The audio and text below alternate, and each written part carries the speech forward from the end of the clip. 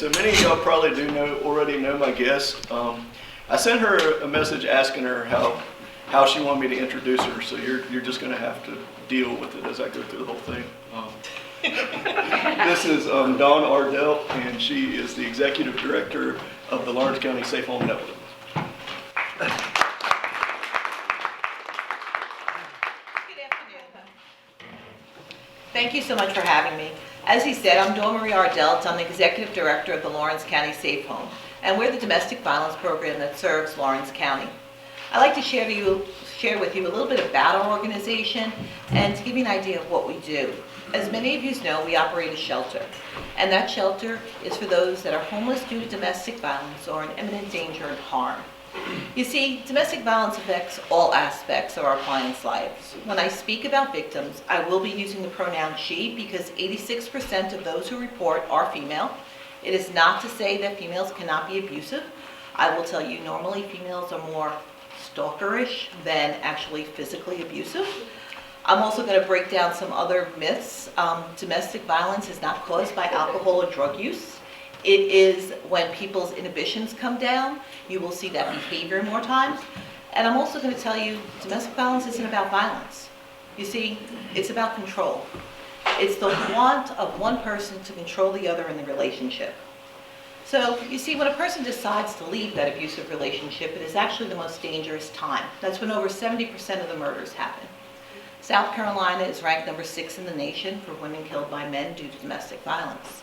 So during that time, it's very important for them to connect with agencies such as ours, and we do something that is called safety planning. But that safety planning can be the lifeline between life and death for many. You know, falling in love just happens. You know, people call it a chemical reaction. It's chemistry. I'm asking you not to judge who someone loves. You know, they have many times have those who don't treat them with care and respect. As humans, we have the want to maintain that connection. And many times in the beginning of the relationship, they overlook the hints of a possible abusive party. They want it to be that Mr. Right, that knight in shining armor. You see, and abusive partners don't show their true colors until they have the person hooked. And by that time, it's too late. Love doesn't die easy. It's difficult to leave an abusive partner, even though it's possible, but it's very unsafe. It can feel humiliating to say that you're in an abusive relationship, and many times we all ask, why doesn't she just leave? Well, why are you not asking, why does he not abuse? There's reasons, and they're very valid reasons to the victim. Their motivations are outside their awareness and control. You see, as humans, we're wired to attach for survival, and these instincts control our feelings and behaviors. I'd like to walk you through what a recent client told us about her relationship. She's a young adult in her early 20s, just starting out on her own in her life.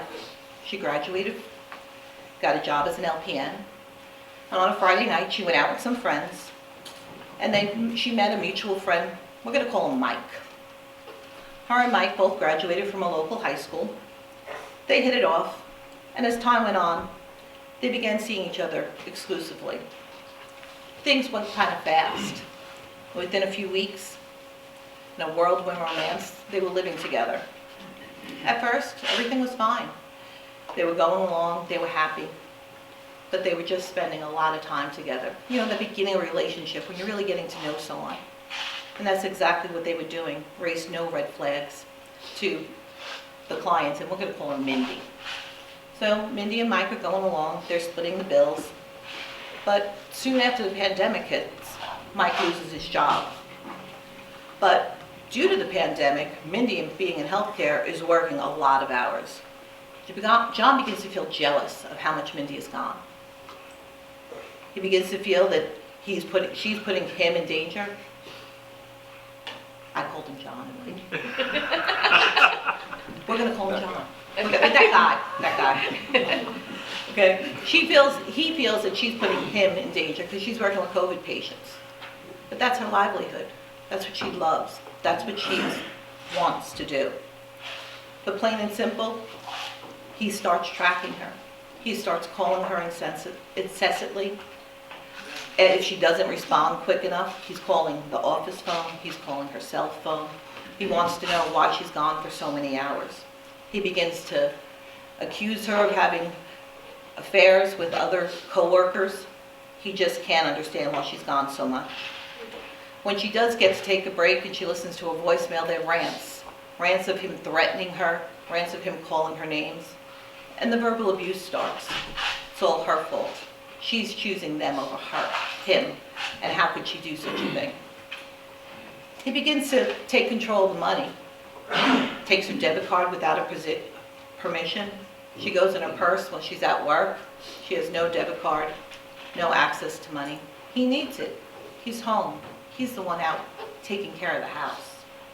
Luckily, due to her working so much, they're able to maintain the bills for a time. But slowly Mindy begins to get calls that accounts are behind, things aren't being paid. When she questions him, he blows up, and that's when the first physical incident happens. When this happens, he starts pushing and shoving, just a little, stay, you're not going, you're not leaving, it's not my fault. It gets worse as she tries to grab her car keys and run out the door, and he tackles her. He chokes her, she passes out. She wakes up, and he's gone. She goes, locks the doors, makes the decision that she's going to leave. She can't go on like this. She goes to sleep that night, halfway through packing.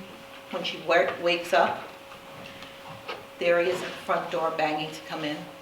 He has a key. She's now locked in the bedroom. He's banging incessantly, begging her to open the door. She finally agrees, and there he is, standing there with a bouquet of flowers, promising it'll never happen again. She doesn't know what to do. She made up her mind. She's gonna leave. During the begging and crying as he's going on and on, she says, I just need some air. I have to breathe. She grabs her car keys, gets in the car, turns it, and she looks in the mirror to back up. She notices the bruises on her neck. How is she going to explain this to friends, family? She begins to feel ashamed. How could this be happening to her? She goes, she drives, she pulls into a parking lot and literally just cries for 20, 30, 40 minutes.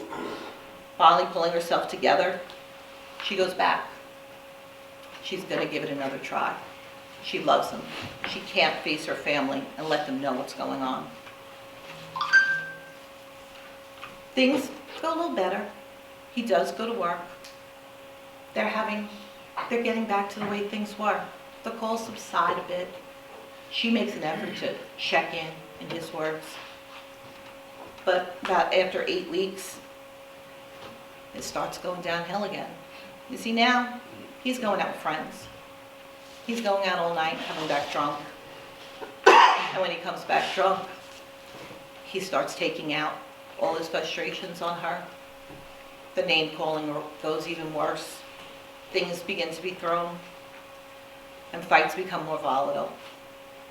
One night when things are particularly bad, she runs to go grab her phone and keys and leave. He takes the phone, throws it to the ground, and steps on it and breaks it. As she's trying to run, he tackles her yet again. She has nowhere to go.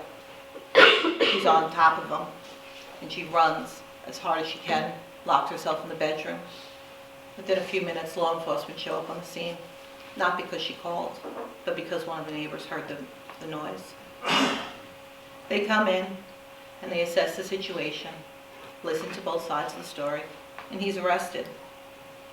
While there's a sweep of relief over her, she also feels guilty. How could she do this? He's crying and he gets in the back of the cop car. You're going to ruin me. I can't do this. I'll lose my job. The officer on scene does suggest that she call us and we'll help her.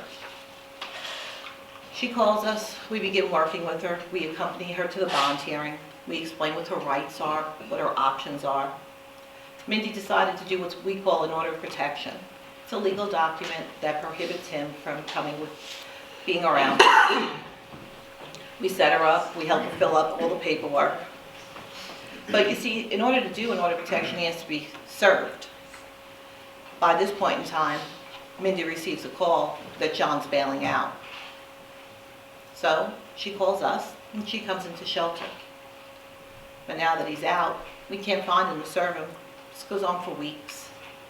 Out of sheer frustration, Mindy decides that she's going to leave the shelter and she's going to go back. She's going to go back to the house because in the bond conditions, he's not allowed there. And we give her a ring alarm. It's something we have through our state coalition that we set them up with a ring alarm, and we safety plan with her, and we have a plan. But after about 6-8 weeks, and we can't find them, we receive a call from Mindy. And Mindy states that she just wants to drop the order of protection. She wants to put it behind him. She hasn't heard from him. It's going to be okay now. We continue to offer out-of-shelter services, and when you do out-of-shelter services, we ask that you check in weekly, tell us what's going on.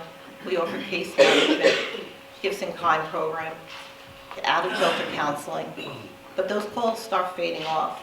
And one day when she does call, Mindy tells us she wants to drop the proceedings with the order of protection.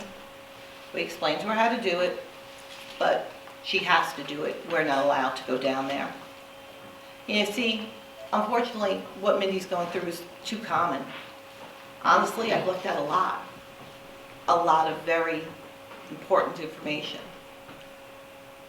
This is what happens to a victim. They're asked to go to court. They're asked to make these decisions. And it's a long journey to go from victim to survivor. But we're here to help them along that journey.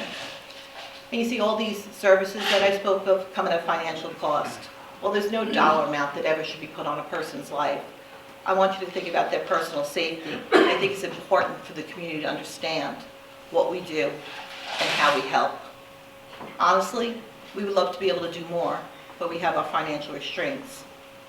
According to a 2020 study by the Kimball Foundation, domestic violence costs the state of South Carolina $358.4 million. That is in physical, mental health costs, policing, prisons, loss of productivity at work, and more. Each single reported incident of domestic violence, on average, costs $4,350. I will tell you the average victim waits 32 times before they even report. So when we talk about the number of victims, that's all we're considering in this $4,350 per person. The total cost for Lawrence County alone is $4,583,096. The cost for just our program is $164,580. While I truly believe these numbers are conservative, I want you to be aware that there is a financial cost of us not doing anything about domestic violence and changing the environment here. We not only lose victims, it affects our whole community. As you all know, this county is expected to grow, and we're excited about that. We feel that it brings a lot of exciting opportunity. But that increase in population and businesses coming here is going to come with an increase in services needed. It's my opinion that in 2021, it's my opinion that all our jobs is to make the systems better. And as we look, one thing that the pandemic and the time after has taught us is that space allows for healing. And as we go forward, the Lawrence County Safe Home is going to do a major expansion. We're going to add, our plan is to hopefully add 5,000 square feet on our original shelter facility. It's a big undertaking, but for the growth in population that we hope to experience, we know that it's well needed. Now some of you may not think this is a needed cause, but I'm here to tell you we served 129 people in shelter, and we turned away 54 families. It may not seem like much, just 54. Well, it's almost half of what we served overall. And for every one of those 54 families, hearing that we couldn't serve them because we did not have the space was devastating. We did our best to connect them with other services so they would find a safe place to go, but their journey didn't end there. We at the Safe Home hope that these victims believe and trust in us, and that tomorrow we'll be able to offer them more. But it's up to not only the Safe Home, but the whole community of Lawrence County to do better. I'd like you all to please ask questions, find out more about us, but understand this problem isn't just those 129 people that we served. We had over 931 out-of-shelter clients.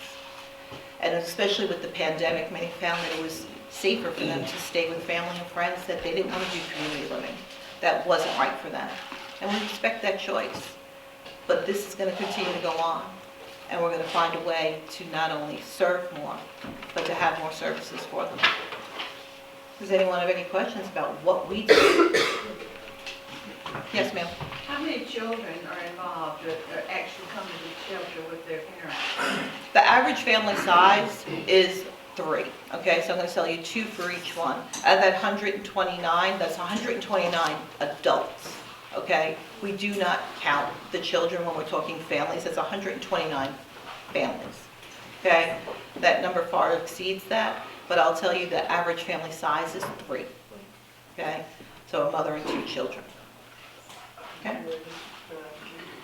I know y'all had a fire. How have y'all recovered So, from that? as many of you know, on July 24th of 2020, I received the call that we had a fire at our shelter facility. This was right after the pandemic hit, and we kind of get in a routine.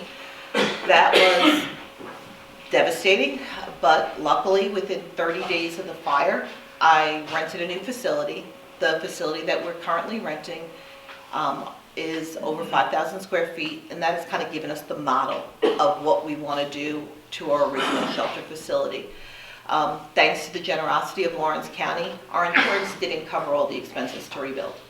Okay, but thanks to the generosity of Lawrence County, that original facility is back to where it was before, and we are using it for office space right now, with the understanding that hopefully by April we'll be able to break ground on the expansion, and it'll become the construction for our larger facility that will allow us to help more victims. We will be doing a fundraiser called the Bring One, Wear One. And for many, we've always done that in October. But due to having postponed it twice due to the pandemic, and every time we got it on the calendar, we were about to announce it, there was a spike in numbers, that we're just going forward with it. And it's going to be April 27th at the Broad Street Methodist Church in Clinton. And there will be a speaker who is a lawyer out of Columbia, but the purpose of bringing her in is to show that many people and many movies depict what you think a victim looks like. We're here to break that stereotype. Domestic violence doesn't happen in just a trailer park someplace. Okay, domestic violence affects every home, every type of home here in Lawrence County, and that's what our message is, that anyone could be a victim, and what it takes. You have this accomplished lawyer who's argued cases at the South Carolina Supreme Court, and here she is, being a victim of domestic violence. On the outside, many people would have never expected it, but she's going to share her story with us that day, so we're excited to have her. But we'll be doing that fundraiser on the 27th. It's a Thursday, it's a Wednesday, last Wednesday in April. And it's an open luncheon. For those of you who haven't been there, the concept is you bring an unused undergarment and you wear one. And yes, men are welcome. And yes, we do need men's undergarments. Did you ever look at a 17-year-old boy? We house mothers with their dependent children up to 17, so us needing men's undergarments are normal. We do need them. And you get to hear a lot of, from a victim's perspective, of what it's like to go through an incident and what it takes to actually go from victim to survivor. Well, thank you for having me. Yes, sir. Do you serve some beyond Lawrence County? Yes, we serve Lawrence, Abbeville, and Saluda County. The numbers that I gave you are only for Lawrence County, but we have a 3-county designated area by the state. And that is our designated area. I will tell you, even when people come from other counties that we serve here, most of them stay here. We have gone on to house more people from whether it's Saluda, Abbeville, Greenville. They make Lawrence County their home. A big part of a victim going from a victim to survivor is the fact of them having a support system. And for many, their support system isn't healthy where they were before. So us introducing them to a new support system, and many of them find a church family that helps them along with our staff and meeting others in the community, that we really find it's important to allow them to continue to break the cycle of violence. So it brings a lot to the county as far as workforce, dollars going towards businesses. We have a lot of programs such as helping them get into their first housing. We pay housing deposits and so forth. So all of the money that we get goes right back into our county. Okay. Well, thank you again for having me, and please, if you have any questions or anything, I would love to answer them. And